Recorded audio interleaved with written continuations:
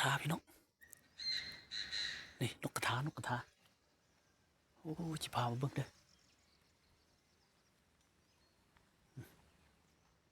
อยู่แถวนั้นนกกระทาอยู่แถวนั้น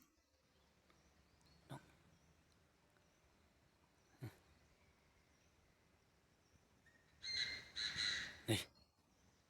ว้าทุแถวนั้นว้าทุ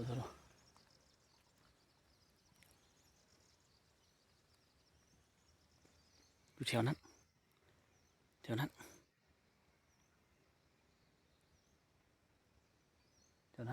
ฟังเสียงมันเด้อ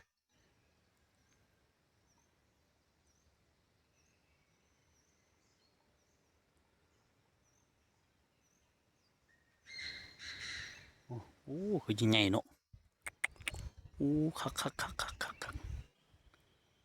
อยู่หันนกกระทพี่น้องนกกระทานั่นเด้อเที่ยวนะ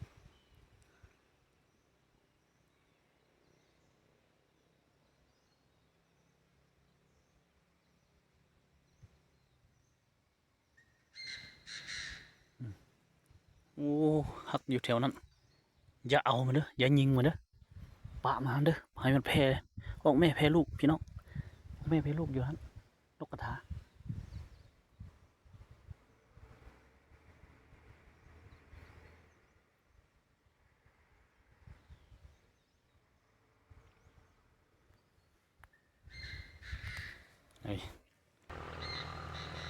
เฮ้ยได้ยินบ่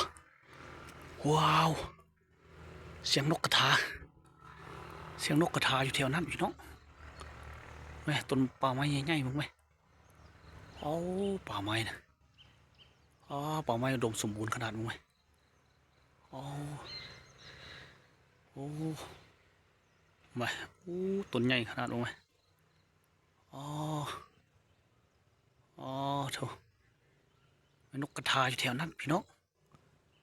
นกกระทาแถวนั้นนกกระทาโอ้ยขันอยู่หันเจ้ย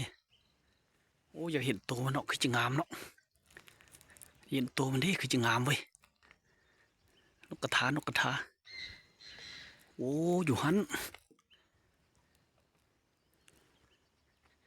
ไม่แถวนั้นนะเฮ้ยฟังเสียงมันเนอะเลยโอ้มันคันหาคู่มันได้นกกระทาพี่น้องอนุรักษ์ไว้เด้อห้ามพอใดมาเอาเด้อ